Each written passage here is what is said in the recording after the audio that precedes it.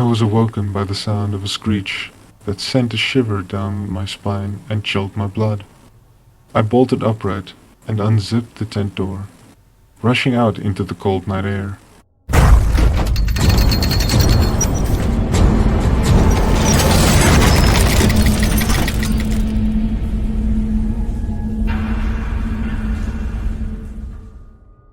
What is up, my geeks, freaks, and creepy peeps? It's me, Alzy, joined here today by my wonderfully creepy co-host. Yo, what's up, you little freaks? My name is Onyx, and welcome to today's episode where we're going to be discussing one of the creepiest stories ever posted on Reddit. It is titled, I Was Tamed by a Skinwalker, and it was posted by Bloodhunter62. The story goes like this. I'm Jake, a 22-year-old male currently attending Clemson University in Clemson. Seeing as it's my last year at the uni before I graduate, my friends and I planned a camping trip for the last week of school. The hardest part was fitting everyone in my Jeep, but we managed. What the hell is that, Chase? I asked, already knowing the answer. A blunt, duh. Chase was the stoner in our group, because every group just has to have one. He was a chubby little white boy, about 5'8", with brown hair pulled into a bun, and just enough chin hair to look like Shaggy from Scooby-Doo. Damn it, man, you're not gonna hotbox my car, I exclaimed. I would shake my head in disbelief if I wasn't so used to it. I agree with Jakey. At least save it for when we get there, Blair chimed in. Blair was the most playful one in our group, at least around me. She was about 5'6", with fair skin, long red hair, light freckles around the bridge of her nose, and bright green eyes. Thanks, Blair, I said with a sigh of relief. She smiled at me and went back to playing whatever choose-your-own-adventure game she had recently installed. We didn't even make it 5 minutes without another argument in my backseat. I let out another sigh. It's gonna be a long week. When we arrived at the forest, I made sure to do a head count, in case we lost anyone at a rest stop. Okay, there's Blair and Chase, staying as far away from each other as possible. There's Aljo. Aljo was a really muscular guy, with dark skin who stood around 6'2", had a dark high-top hairstyle, and a well-maintained beard. And there's Corey, by far the nicest person in our group. Corey stood at 5'3", had caramel-colored skin, and curly brown hair that framed her face nicely. So Jake, what are we waiting for? She asked in the nicest way possible. Let's go enjoy the great outdoors. I half expected her to end up singing to the little woodland creatures on our way there. No point in delaying it any longer, I guess. While we were scouting out the forest for a good campsite, I felt strangely calm. There's just something about being in the woods that feels so serene. The birds singing their sweet songs as the sunlight reflects through the beads of dew on the leaves is just so relaxing. My moment of peace was interrupted, however. Something was off. It was just enough for you to notice, but not enough to pinpoint. I stopped walking and concentrated on finding the source of my unease. After a few moments, my ears caught it. One bird was out of sync. All the other birds were singing in perfect unison, but this little guy was half a beat behind. No one else seemed to notice it, so I just kept walking. I still thought it was a bit weird, but oh well. The little guy was probably still learning after all. When we finally found a site we could all agree on, it was almost dark. Chase and Corey started building a campfire, while Blair, Aljo, and I began assembling the tents. So Jake, Aljo began, you brought the arrows, right? Of course. Did you bring the bow? I responded. Instead of responding, he simply tossed the bow my way. I grabbed it and tested the drawstring. It felt nice and strong, tight but reflexive. It was a beautiful maplewood bow, gifted to Aljo by the Navajo tribe we had met a few years back in Utah. I set it down near the tent and got to work helping Blair set up ours. Here, let me get that for you, I said as I hammered the tent spike down. Thanks, Jakey, she said with a smile. I'll go get our bags. Before she could take a step towards the car, Chase showed up in front of her. I'll go with you then, he said with the creepiest wink I've ever seen. He has a really punchable face, I thought. How about you just go get them by yourself? Blair retorted with a wink of her own. Chase sighed in defeat and started off towards the car. While Chase was getting our bags from the car, the rest of us sat around the campfire. Corey was talking to Aljo with a bright smile on her face as usual. I heard something about it being a nice night for s'mores before I reminded of the redhead sitting next to me. "So, Jakey, you ready to spend a whole week with us?" Blair asked playfully. She said us, but I knew she was more so asking if I was ready to spend a week with her. "There's no one I'd rather be stuck with," I replied with a wink. Her eyes lit up at this, and her smile grew wider, making me wonder what I had just gotten myself into. She grabbed my wrist and yanked me towards her tent. Blair? You sure this is the best time for this?" I asked hesitantly. "Oh, shut up, Jakey." She pulled me in the tent and zipped away my view of Aljo giving me a thumbs up and Corey just staring, innocently wondering what was happening. I turned around to find Blair, tablet in hand. She held it out to me and told me to choose a game. Well, this isn't what I thought was going to happen. I tapped on one called Not Much Time and sat down on the tent floor. She sat next to me with her head on my shoulder, and we alternated choices in the game. Apparently, this one was about someone who suddenly has the power to stop time. My first choice was whether to use my power to help someone, steal from someone, hurt someone, or just restart time. I decided to help someone. "Oh, but that's so boring, Jakey," Blair whined. She, of course, used her choice to hurt someone the next time we played. We ended up replaying the game 5 more times before we fell asleep. When I woke up, I could see rays of sunlight peeking in through the holes in the tent. My right arm was still asleep, so I went to move it, but couldn't. I looked over to find Blair hugging my arm like a teddy bear. I let out a sigh and gently freed my arms from her death grip. I noticed a dead tablet on the floor and plugged it into a portable charger.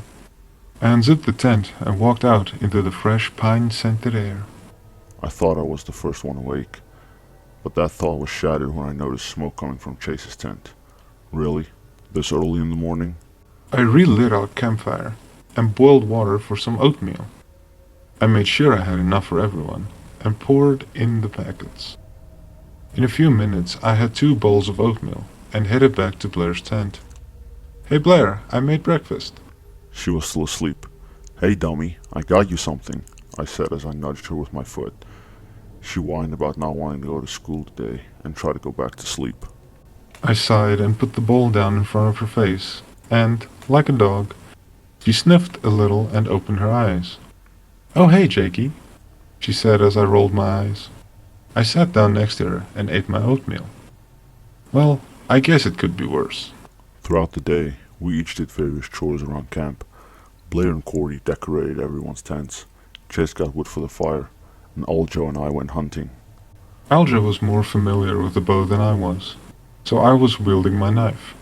The knife, a 6-inch bowie, made for an easy kill up close, while Aljo was our ranged predator. So far, all we had seen were rabbit and deer tracks, but neither of the animals that had left them. We set up some snares for the rabbits, and decided it would be best to set up an outpost in a tree to let the deer come to us. We found a decent-sized tree and climbed up to wait in the branches. While we waited on our prey, Aljo was dead silent. I felt calm and focused, like I was a born predator on the hunt. The feeling was quickly shattered, leaving only unease in its wake. My eyes scoured the forest floor for something, anything out of place. That's when I saw it. There was a single deer grazing in the dough-covered blades of grass. As it gated to another patch of grass, I studied it for abnormalities.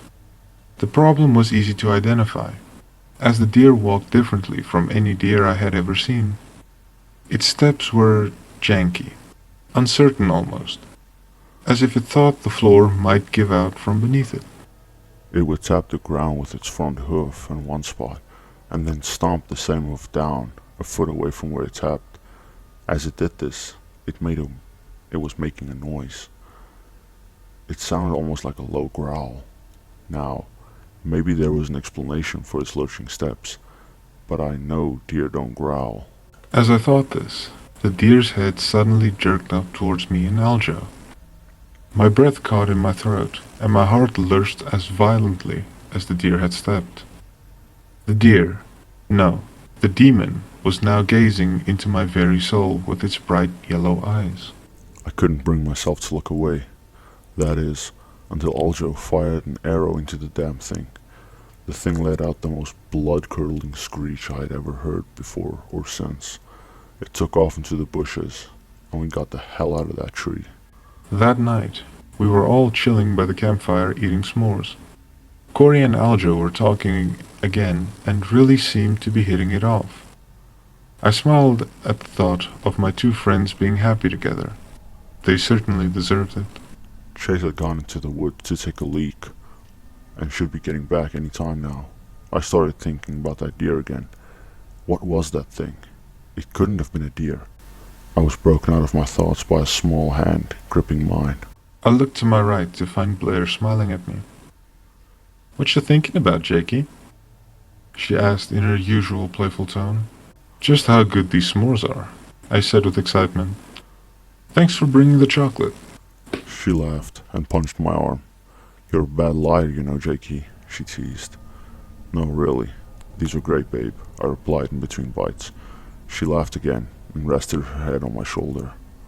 We were all laughing about some embarrassing memories of Chase, when we heard an ear-piercing screech. My heart threatened to jump out of my chest and into the fire.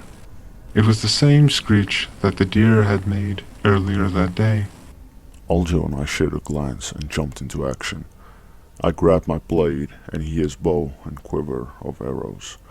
We were just about to head out and find Chase when Blair grabbed my hand and looked me straight in the eyes. She didn't need to say anything for me to know she was scared. I looked over at Aljo and only received a nod in response. He headed out while I sat back down with Blair and Corey. He was capable of handling this on his own, and I couldn't just leave Blair and Corey defenseless. I gripped my knife tighter and tighter as the minutes turned to hours waiting for Chase or Aljo to return. Blair tried to calm me down and assured me everything would be okay, but I knew neither of us really believed that. As the sun's light began to cut through the trees, Chase walked back into camp. I jumped up and rushed toward him. He looked toward me, and my steps faltered. For a split second, I thought I saw yellow eyes staring at me from his baggy sunken-in orbitals. I blinked, and they were back to his normal stormy gray. "I'm going crazy, aren't I thought to myself. "Where have you been?" I asked in a more panicked tone than I had meant to use. "Taking a leak," he said. I thought there was something wrong with his voice, but it was back to normal so quick that I just brushed it off as me going crazy again. Blair came over to my side and asked Chase some questions, but he seemed to be normal Chase. Corey, however, stayed by the now dying campfire. "Where's Aljo?" she asked, fear weighing heavily in her voice. "I don't know," Chase responded, with that weird tone again. I made a mental note to remember that tone shift. Corey took a stumbling step backwards. "I don't believe you," she screamed at him. This wasn't like her at all. What happened to that sweet little woman who was always smiling? I thought. Chase took a lurching step toward her, and I instinctively moved in between the two, gripping my knife with white knuckles. I had seen that type of movement before. He looked me up and down and walked to his tent. Something's very wrong here. Blair and I spent the rest of the day trying to comfort Corey in any and every way we could think of. We made her some more s'mores, gave her a shoulder massage, played games with her on Blair's tablet, but none of it worked. She just kept insisting that I go look for Aljo. I wanted to. I really did. But I couldn't just leave them with Chase. There was just something off about him, and I couldn't trust him. It was almost sundown, and Blair was cooking a rabbit over the fire. The sky was a deep pink, and the clouds looked blue against it, making it look like a giant sheet of cotton candy. When Blair was done making dinner, I walked to the door of Chase's tent and reluctantly called out, "Dinner's ready." No response. I tried again. Still no response. My patience was wearing thin, so I unzipped the door of his tent. I looked inside, surprised at what I found. Rather, surprised at the lack thereof. Chase was gone, and there was a huge hole in the back of the tent. I had suddenly lost my appetite. The girls ate dinner, and then we all decided to catch up on some sleep and wait for Aljo and Chase to come back. Blair and I went to our tent and Corey to hers. We zipped shut the door and crawled into our sleeping bags. Blair snuggled up next to me as I drifted to sleep. I was awoken by the sound of a screech that sent a shiver down my spine and chilled my blood. I bolted upright and unzipped the tent door, rushing out into the cold night air. I could see clearly in the night, even without the fire, and I rushed over to Corey's tent to see if she was all right. What I found made me almost collapse. Her tent was empty, and in the back was a gaping hole exposing the forest on the other side. I found my knife and sheathed it at my hip. I made to leave when Blair stepped in front of me. "You aren't going alone. I'm coming with you," she said. Who am I to stop her? I told her to stay close to me, and we started off into the forest. My heart was racing inside my chest to get out and escape this damned forest. I dashed through the brush of the forest floor, running for my goddamn life. I had lost Blair a few minutes ago, but as much as I willed myself to go back for her, my body wouldn't stop running. I was in fight or flight mode, and I had subconsciously chosen flight. I kept running until I came to face with Aljo. I felt relieved at first, until I realized that he wasn't blinking. In fact, he had no eyes. Oh God. His cheeks were torn into a permanent smile, his eyeballs gouged out, and his ears ripped off, leaving only bloody holes on the side of his head. I looked down at his body. His right pec had been cut off, exposing his ribcage. Underneath, his gut agape, with his innards spilling out like a never-ending rope that a clown would use. I turned to run to my left, but was met with the body of Chase in a similar state of that of Aljo. I stumbled backwards and turned to run the other way when I was met with Corey. What was done to her, I won't describe. I already have to see it every night in my dreams. I crumbled to my knees and threw up what little I had in my stomach. That was when I heard a familiar voice. "Aw, Jakey, you almost got away." I tried to crawl away, but was kicked hard in the ribs. I rolled onto my back, gasping for air and begging for mercy. Blair slammed a knee down on my chest and thrust an arrow through my cheek. I howled in pain as the blood flowed down my throat. My lungs burned for oxygen as I began to drown in my own blood. Blair realized this and gripped the arrow in my cheek. Using it, turned me onto my side. She couldn't let me die now. She wanted to make me suffer. She tore the arrow from my face, leaving a bloody hole in it. She rolled me onto my back again and plunged the arrow into my chest and ripped it down to my gut, exposing my innards. She proceeded to carve out my gut until she could freely peel off the skin and fat, leaving only the muscle exposed. She then stuck the arrow into my eye and began clawing at the exposed muscle of my abs. Every second was enough pain to make me wish I was dead, but I just needed to grab my knife. She grabbed the arrow again and carved the Navajo word for property into my right pec. I felt the cold bone mold handle of my blade and gripped it tight. I brought it up into her eye and dragged it down the side of her face. She recoiled off me and let out that all too familiar screech and took off into the night. I was found by other campers a few minutes later, unconscious from loss of blood. They had me helicoptered to the nearest hospital. The doctors began surgery right away and miraculously saved my life. You can't trust anyone. I learned that the hard way. Once you trust someone, you become their property. I know because the scars will never fade. The memories will never fade. My pain will never fade. And I'll always be that thing's property. What a truly scary story. Thank Truly. you all for joining us here on this scary evening under the moonlight. And do let us know if you would like to hear part 2 of the story. Indeed, Elsie.